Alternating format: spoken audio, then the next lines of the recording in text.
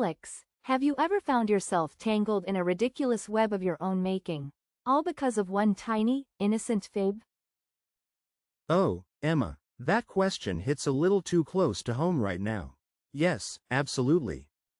Not the big, life-altering deceptions, mind you. I mean the kind that start with a whisper. You know, the little social lubricant lies. The ones you tell just to be polite. Or to sidestep a fleeting moment of awkward silence. A quick, harmless evasion. And then that single small step somehow leads you down a very long, very winding road. A road that ends with you digging a hole so deep you can practically see the Earth's core.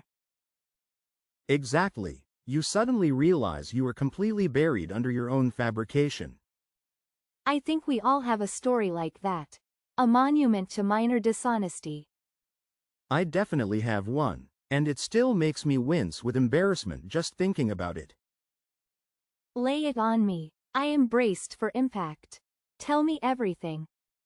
Okay, so this happened a few years back. My friend Sarah, she was absolutely obsessed with paper crafts. Oh, I know someone like that. The dedication is incredible. Truly, but not just any paper crafts. She specialized in these incredibly intricate, delicate paper flowers. Oh, the ones that look almost real. With all the tiny petals and wired stems. They are stunning. Precisely, the kind that take hours and require a surgeon's steady hand and boundless patience. Sounds intimidating already. I imagine the learning curve is quite steep.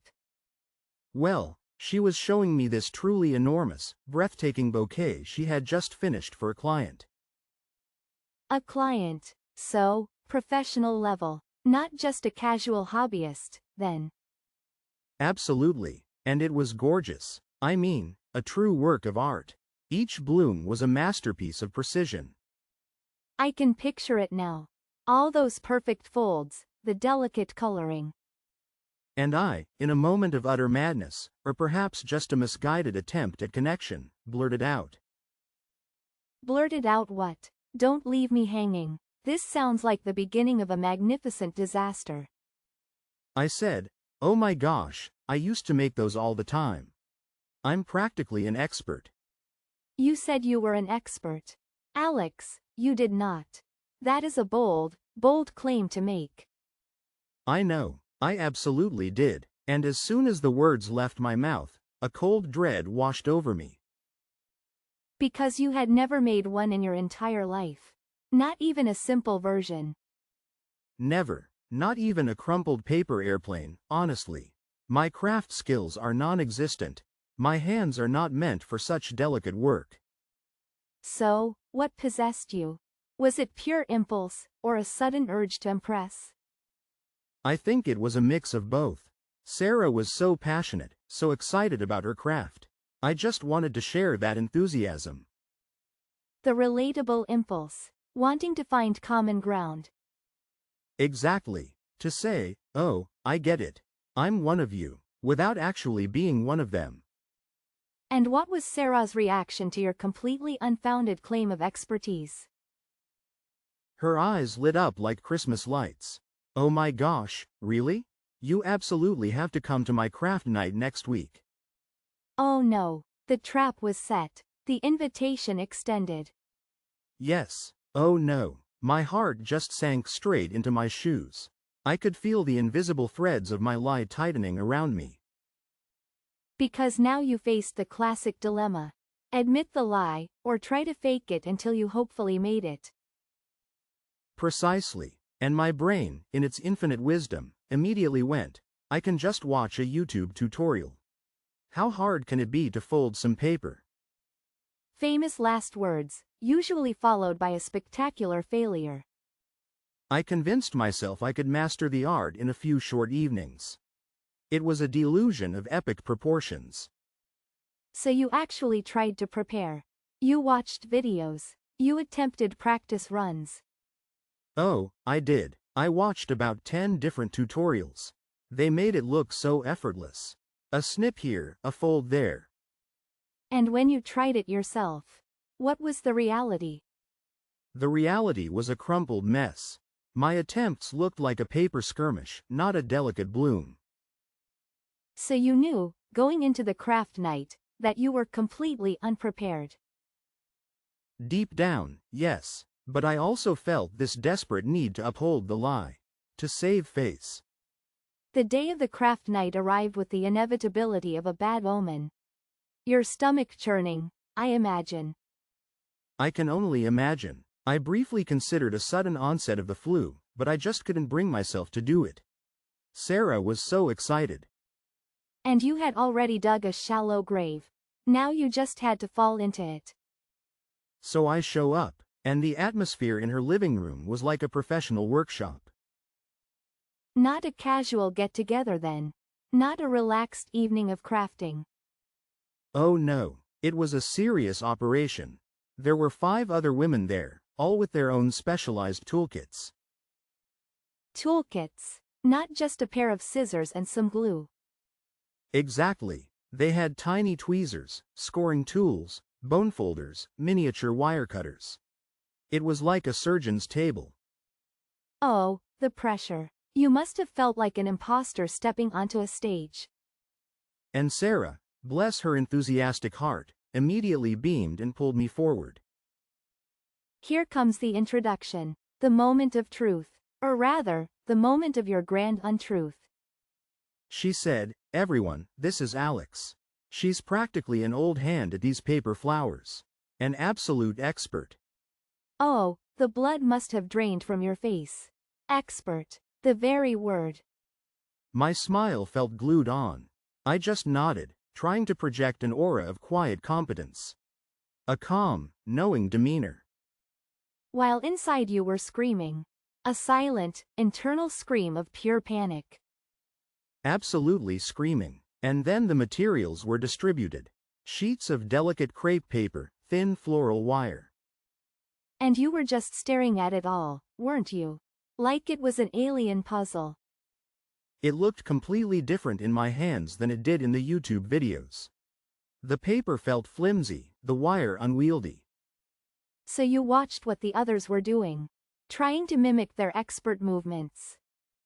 I did. They were all chatting, laughing, their fingers flying with practiced ease. Their flowers were already taking shape. And your hands. What were your hands doing with the paper and wire? My hands felt like clumsy clubs. I tried to fold, but the paper just crumpled. I tried to cut, but it tore unevenly. Was there any point where you thought, I can still salvage this? I can still make it look somewhat presentable. For a fleeting moment, I had a spark of hope. Then I looked at the mangled mess in front of me. Describe the mangled mess, Alex. I need the full visual. It was a disaster. It looked less like a flower and more like a crumpled napkin that had lost a fight with a paperclip. Oh, no. A crumpled napkin that had a fight with a paperclip. That is a vivid image. There was glue everywhere. My fingers were sticky. I had bits of paper stuck to my hair. It was a crafting nightmare. And what was Sarah doing while you were wrestling with your paper nemesis? She would periodically glance over, her brow furrowed slightly, but she was trying to be kind. She was clearly seeing your struggle. The expert was not living up to her billing. She'd say things like, "Oh, you know, sometimes you just have to get back into the swing of it." Or, paper can be a bit tricky when you haven't done it in a while. Exactly. She was trying to offer gentle encouragement, but it just made me feel even worse. I can picture it. The sheer panic. The beads of sweat forming on your forehead. I was sweating, profusely. My mind was racing, trying to come up with plausible excuses for my abject failure. So, what were your go-to excuses for your lack of skill? "Oh, my hands are a bit stiff today. I haven't quite warmed up yet." Or, "My tools at home are much better for this particular technique." You blamed the tools. That's a classic. I was desperate. I even said, "I think I prefer a different type of paper for these specific petals." As if I knew what I was talking about. Wow, you really committed to the bit. You doubled down on the lie. I felt trapped. How could I suddenly blurt out, "Actually, I lied. I've never done this before in my life." That would have been even more awkward, though. The confession would have eclipsed the crafting failure. I know. So I just kept digging the hole deeper and deeper, hoping for an earthquake to swallow me whole. And did you ever actually finish a single flower that night? I presented Sarah with something that vaguely resembled a lopsided, wilted cabbage. She praised my effort. Oh, the polite praise. That's almost worse than outright criticism. It was excruciating. I felt like I was wearing a giant sign that said, "Fraud." So the evening ended. You survived. But then came the true test. Yes. As I was leaving, she said, "This was so much fun. You absolutely must come to the next craft night." Wait, she invited you again. After witnessing the cabbage flower incident. Yes. She was like, "Next time, we'll make a different type of flower. Maybe that'll be easier for you." Oh, Alex, what did you do? The pressure must have been immense. My brain went into overdrive. I had to concoct an escape plan. A foolproof method of avoiding a repeat performance. The classic busy excuse, I presume. The sudden, overwhelming schedule. It was the only way out. I put on my most apologetic face and said, "Oh, I'm so sorry, Sarah. I'm actually super busy for the next few weeks." The vague but impenetrable wall of busyness. And that, Emma, was the end of my paper flower crafting career. And my craft night attendance. So that small lie about a skill, it led to you actively avoiding your friend's passion. Well, not avoiding her, just avoiding her craft nights. There is a big difference. I still love Sarah. Still, that's wild. All because you wanted to, what, sound cool or knowledgeable for a fleeting moment. I guess. Or just relatable, you know. Like, "Oh, I get it too." It was a silly, impulsive thing. But the cost was, what, a crumpled paper napkin flower, a lot of sweat, and a strategic avoidance of future craft gatherings. And the knowledge that I am a terrible liar about crafts. An utterly unconvincing fake. Yeah, I think we've all been there, though. That moment where you say something so minor. And then it just spirals. Like when someone asks if you've seen a certain movie. Oh, that's another good one. Oh yeah, loved it. Such a classic. When you just saw the trailer once.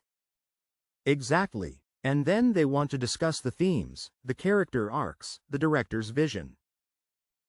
And you're just making vague nodding noises, trying to sound profound. The cinematography was just, very striking. Yeah, or, the acting was incredibly, nuanced. Such a subtle performance. Oh, the nuance. Always the nuance. It's the go-to word when you have no actual insight. I think it's that fear of admitting you don't know something, or haven't experienced something. Or disappointing someone, even in a tiny, insignificant way. That feeling of failing a social test. Totally. Like, "Oh, you haven't seen that movie?" Said with that slight tone of disbelief. Yeah, it feels like a judgment sometimes. Like you are somehow less cultured or less informed. Which is silly, because who cares? But in the moment, it just feels easier to go along with it. Until you are stuck making a paper napkin flower, or pretending to be a film critic. Exactly. Or pretending to understand the deep symbolism of a movie you've never watched. It takes so much mental energy. It does. The effort of maintaining the lie often outweighs the effort of just admitting the truth. And the truth is usually so much simpler. "No, I haven't seen it, but I've heard good things." Or, "My craft skills are mostly limited to stick figures, but I'd love to watch you work." Exactly. It saves you from the inevitable panic and the shame of being found out. So, What's your ultimate takeaway from your paper flower fiasco? Definitely not to lie about my crafting abilities ever again. The anxiety was not worth the momentary social ease. A valuable lesson learned the hard way. The path of least resistance isn't always the easiest in the long run. Precisely. From now on, if someone asks if I can build a rocket, I'm just going to say no. Wise choice. And if they ask if you can bake a perfect souffle? I will confidently say, only if you want a deflated, burnt lump of egg. Honesty is the best policy. Especially when it comes to paper flowers and potential rocket science. Absolutely. My days of fake expertise are officially over. Good. Now, about that time I pretended to understand quantum physics at a dinner party. Oh, Emma, I am ready for that story.